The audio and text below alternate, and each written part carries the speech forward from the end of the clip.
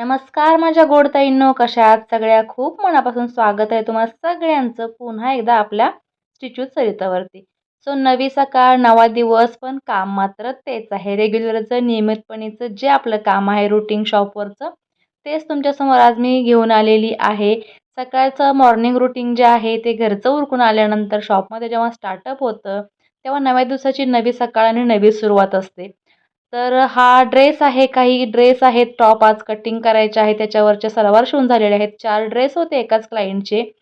तर त्यांचे सलवार शिवून झालेले आहेत. सलवार कटिंग करून दिल्यानंतर कारागीर येऊन ती शिवून गेलेली होती काल आणि काल दिवसभरामध्ये.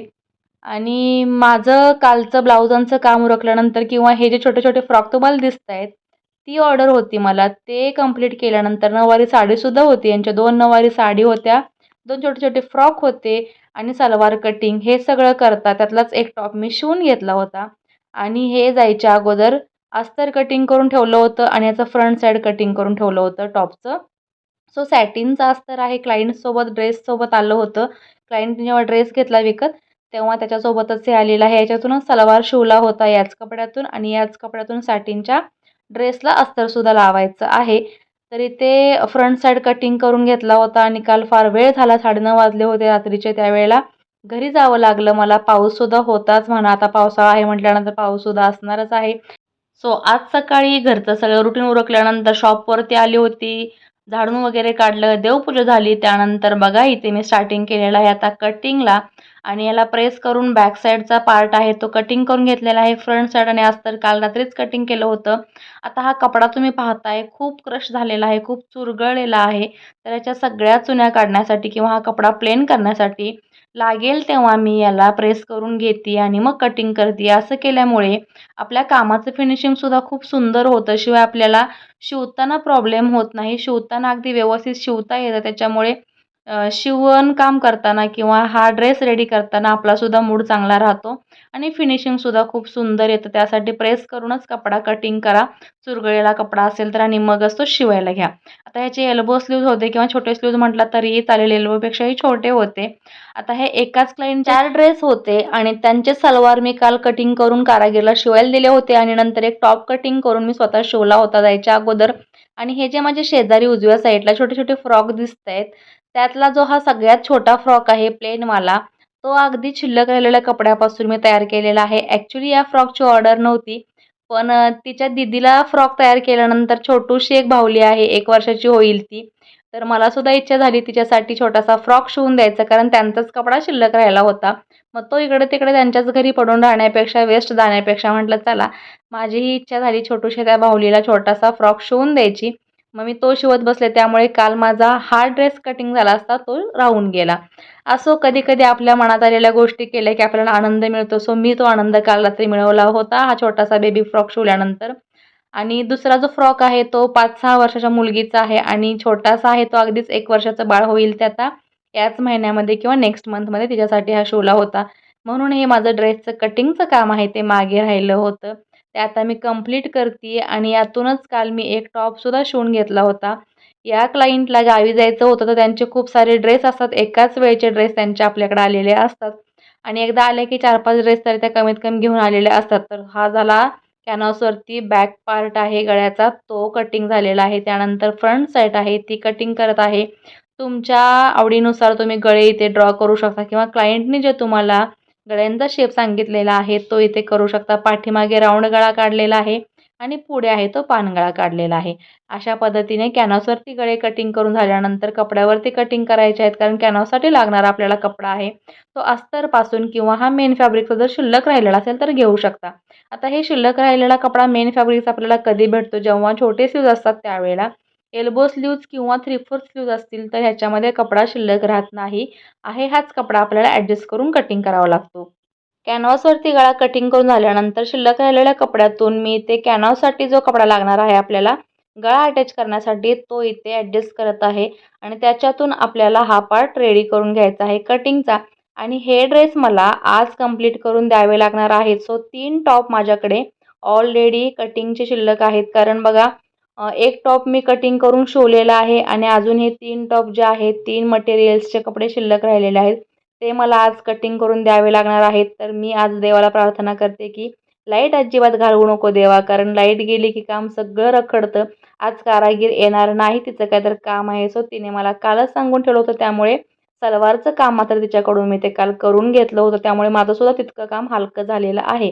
आता हा एक ड्रेस कटिंग झालेला आहे. त्यानंतर हा जो येलो ड्रेस आहे तो कटिंग करायचा आहे. याला मात्र आपल्याकडचं अस्तर आहे कॉटनचं, ते लावायचं आहे. आता कटिंग झाल्यानंतर मी हा कटिंगचा टॉप जो आहे तो बांधून मशीनच्या बाजूला ठेवून देते, कारण 4 टॉपमधले एक टॉप शिवून झालेला आहे. 2 टॉप कटिंग झालेले आहेत. अगोदरच एक कटिंग करून ठेवला होता आदल्या दिवशीचा, आणि हे 2 टॉप शिल्लक आहेत. सो बघा, आता ह्या टॉपला जे स्टिकर होतं किंवा टॅग होता शॉपचा, तो काढता काढता त्याची पिन आहे, टाचणी पिन असते स्टॅपलरची, ती आपल्या हाताने शक्यतो निघत नाही आणि मी घाईमध्ये ते पटकन ओढायला गेली. मला वाटलं पटकन निघेल, तर माझं चांगलं अंगठ्याचं नख आहे ते तुटलं होतं. मग लागलंच ते कुठे अडकू नये त्यासाठी मी ते कट करून टाकते ॲक्च्युली वाढायच्या अगोदरच नखं तुटतात ह्या टेलरिंगच्या कामामुळे. कारण ना, एकतर नखं पातळ, त्याच्यामध्ये नखांचं काम भारी लागतं. स्टोन काढण्यासाठी काही बारीक गोष्टी असतात किंवा काही कुठे फोल्ड करायचं असेल अस्तर किंवा मेन फॅब्रिक, त्यावेळेला सुद्धा त्याच्यावरून व्यवस्थित नख फिरवावं लागतं. नखाचं काम तर तसं पाहिलं तर टेलरिंगच्या कामामध्ये चांगलंच असतं. पण माझी नखं मुळातच पातळ, त्यामुळे ते लगेच तुटतात. मला फार वाईट वाटतं थोडंसं वाढलेलं नख तुटलं अशा काही कारणास्तव. मी पण कंटाळाच केला म्हणा. तेच जर स्क्रूड्रायव्हर वगैरे घेऊन काढलं असतं तर ते तुटलं नसतं. हा आहे कालचा ड्रेस. आता हा येल्लो आणि हा ब्ल्यू कलरचा जो मटेरियल आहे किंवा ड्रेस आहे तो सेम आहे. फक्त कलर वेगळा आहे, डिझाइन मात्र सेम आहे. तर हा टॉप कालच माझा कटिंग करून शिवून झाला होता. हेमिंगसुद्धा याचं केलं होतं जाता जाता मी, आणि तो हँगरला रेडी होऊन लागला होता. त्यानंतर सेम मटेरियल होतं म्हणून जास्त तुम्हाला दाखवलं, बाकी दाखवायचं काही कारण होतं.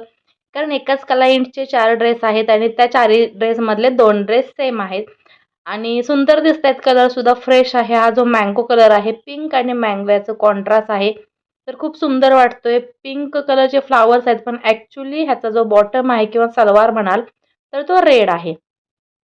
तर आता अस्तर आहे हे कॉटनचं आपल्याकडचं अस्तर आहे, जे आपण ह्या ड्रेसला लावणार आहोत. त्याच्यामध्ये कटिंग करायला घेतलंय. अस्तरची उंची, ड्रेस आपण जे शिवतो त्याच्यामध्ये कॉटन अस्तर असेल तर शिवायला खूप छान होतं, कटिंगसुद्धा पटकन होतं. शिवाय ड्रेस तयार झाल्यानंतर त्याचं फिनिशिंगसुद्धा खूप सुंदर दिसतं. ड्रेस उठून दिसतो, घातल्यानंतर फिटिंगला खूप जबरदस्त दिसतो. हे सगळे जे रिझल्ट्स आहेत ते कॉटनच्या चांगल्या क्वालिटीच्या अस्तरमुळे असतात. तर तुम्हीसुद्धा ड्रेस शिवत असाल किंवा क्लायंट तुम्हाला जर ड्रेससाठी अस्तर आणून देत असेल, तर तुम्हीसुद्धा त्यांना कॉटनचं अस्तर आणा म्हणून सजेस्ट करू शकता. कारण मी सुद्धा चांगल्या क्वालिटीचं अस्तर ठेवते कॉटनचं. हे विदाऊट वॉशेबल अस्तर आपण यूज करू शकतो. डायरेक्ट ताग्यातून कट करायचं आहे आणि ते यूज करायला घ्यायचं आहे, कटिंगला घ्यायचं आहे. कारण बऱ्याचदा बघा हलक्या क्वालिटीचे अस्तर असतात, ते जाळीवाले असतात. मग त्यांना पहिल्यांदा वॉश करायला लागतं, मग प्रेस करायला लागतं आणि मग ते आपल्याला कटिंगसाठी रेडी होतात. सो तसं काहीही झंझट न करत बसता किंवा डोकेदुखी न करत बसता सरळ चांगल्या क्वालिटीचा अस्तर आणा. 4 पैसे जास्त गेले तरी हरकत नाही.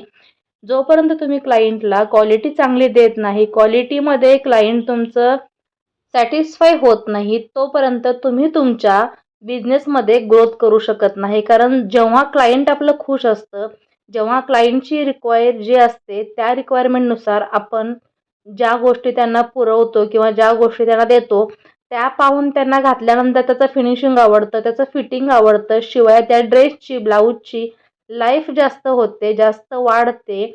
सो अशा सगळ्या एकंदरीत गोष्टी आहेत त्या आपल्या क्वालिटी कामावरती डिपेंड करतात. मग तुम्ही जेव्हा अस्तरपासून सुरुवात करा किंवा छोट्या-छोट्या गोष्टी असतात, कॅनव्हास चांगल्या क्वालिटीचा वापरा, अस्तर चांगल्या क्वालिटीचं वापरा, प्रेस बटन चांगल्या क्वालिटीचं वापरा, धागा चांगल्या क्वालिटीचा वापरा किंवा ब्लाऊज असेल त्यांना हुक वगैरे चांगल्या क्वालिटीचे तुम्ही वापरू शकता.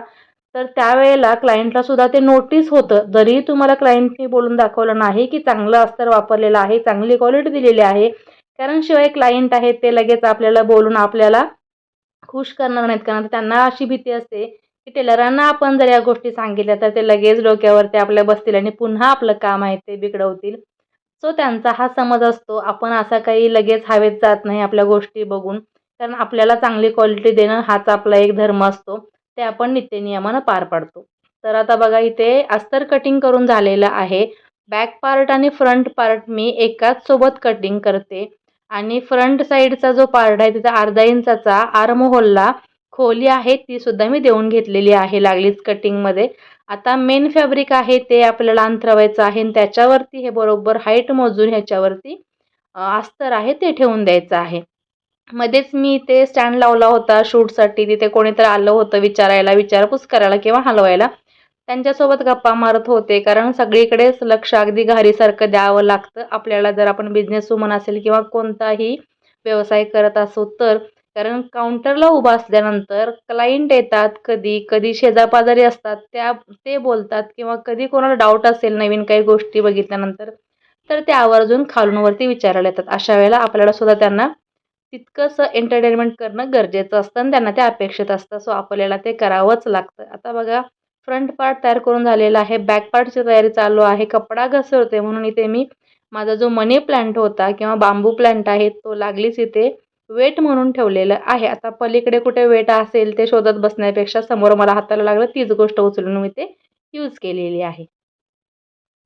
आता बॅक पार्ट तयार करताना सुद्धा मी वारंवार बघा टेपचा यूज करत आहे. आपल्या अस्तरचा लेंथ किती आहे आणि आपल्या मेन फॅब्रिकची लेंथ किती घ्यायची आहे, टोटल टॉपची लेंथ आपल्याला किती आहे, त्याच्यामध्ये मार्जिन किती द्यायचं आहे, हे व्यवस्थित आपल्या डोक्यामध्ये सेट झालं पाहिजे कटिंगच्या वेळेला. तेव्हाच आपलं कटिंग पटापट होतं किंवा कटिंगला वेळ लागत नाही, कन्फ्युजन होत नाही आपल्या कटिंगच्या वेळेला.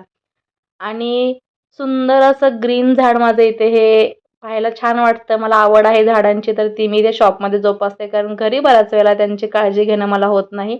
घरीसुद्धा बऱ्यापैकी झाडं आहेत आणि हे इथे मी 2-3 झाडं मनी प्लांट वगैरे इथे लावलेली आहे. मला आवडतात म्हणून आपल्या छोट्या छोट्या छंद किंवा छोट्या छोट्या आवडत्या गोष्टी असतात त्या अशा पद्धतीने जोपासल्या किंवा त्या जपल्या, आपल्याही मनाला थोडासा आनंद मिळतो आणि तो आनंद मिळवायचा नक्की त्याच्यामध्ये जर प्रयत्न तरी नक्कीच असेल तर हा पूर्ण कपडा आपल्याला ऍडजस्ट करून. आता हा शिल्लक राहिलेला कपडा आहे, त्याच्यातून मी स्लीव्ज नसल्यामुळे हा कपडा इथे शिल्लक राहिलेला आहे. त्याच्यातून काहीतरी डिझाईन करावीशी मला वाटेल तर हा कपड्यातून मी डिझाईन करणार आहे. तर हा कपडा असाच ठेवून देणार आहे. रेड बॉटम होता त्याच्यातून पट्टी शिल्लक राहिली होती. हे 2 मीटरचे सलवारचे कपडे होते, त्याच्यातून सलवार कटिंग करून शिवला होता. तर त्यातनं पट्टी शिल्लक राहिली होती, ती इथे मी पायपिंगसाठी ठेवलेली आहे. लागलीच या टॉपचा सुद्धा गळा आहे, तो इथे कटिंग करून घ्यायचा आहे कॅनव्हासवरती. आता कॅनव्हास कटिंग केल्यानंतर तुकडे वगैरे शिल्लक राहतात, ते सुद्धा इथे वेस्ट घालवू देत नाही मी. हे बघा, 2 तुकडे 2 कॅनव्हासच्या पट्टीतून शिल्लक राहिले होते, त्याचा सुद्धा यूज करून तुम्हाला मी दाखवतेय. आपला जो बॅक नेक आहे तो आपल्याला राऊंडच काढायचा आहे, तर त्यावेळेला आपल्याला इथे टीप मारून घ्यायची आहे. आता टीप मी मशीनवरती बसलेली नाही म्हणून टीप मारत नाही, पिन लावून घेतलेले आहे. जितकं मार्जिन द्यायचं आहे टीप मारायला तेवढं पिनच्या खाली मी ॲडजस्ट केलेलं आहे आणि पाठीमागचा गळा आखून घेतलेला आहे. आता बघा, हे दोन्ही तुकडे म्हणायला गेलं तर खूप छोटे आहेत. असेच टाकले असते कचऱ्यामध्ये तर त्याचा काहीच यूज झाला नसता. पण या तुकड्यांना जॉईंट केल्यानंतर आपल्या ड्रेसचा एक पाठीमागचा गळा तयार होतो. कारण वेस्टेजमधून आपण जर काही गोष्टी करायच्या म्हटलं तर खरंच त्या कारणी लागतात. आणि माझा इथे एका गळ्याचा कॅनव्हास तयार झालेला आहे. हे पहा, इथे गळा हा मी असा आखून घेतलेला आहे आणि पुन्हा या लॉंग पट्टीवरती पुढचा गळा काढत आहे. कारण आपण जर गोष्टी रियूज केल्यात उपयोग होतो, तशाच टाकून दिल्या तर शेवटी काय त्या कसे जातात. तर तुम्ही सुद्धा छोट्या छोट्या गोष्टींचा नक्कीच उपयोग करा, यूज करा. आता तुम्ही ते मला म्हणाल की अगं सरिता किती कंजूसपणा करते, पण माझ्यासाठी हा कंजूसपणा नाही. कारण आपण एक स्त्री आहोत आणि स्त्रीचा जो हक्क आहे, जन्मसिद्ध हक्क, तो म्हणजे बचत करणं. आणि तो मी ते माझ्या गोष्टीमधून बचत करून इथे रियूज केलेला आहे. 2 तुकड्यामधून एक गळा निघालेला आहे. सो माझा एका गळ्याचा कॅनव्हास आहे तो इथे वाचलेला आहे. नेक्स्ट ड्रेसला मी तो यूज करू शकतो.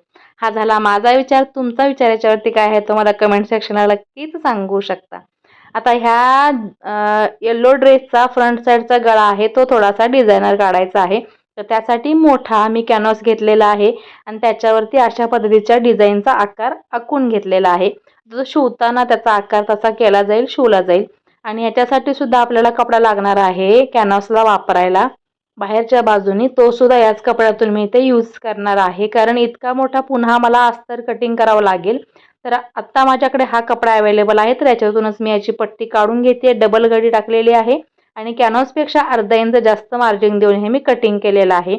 आणि पाठीमागचा गळा सुद्धा आपल्याला याच्यातून असाच काढायचा आहे. राहिलेल्या कपड्याच्या स्ट्रीप वगैरे काढाव्या लागतील आपल्याला डिझाईनसाठी.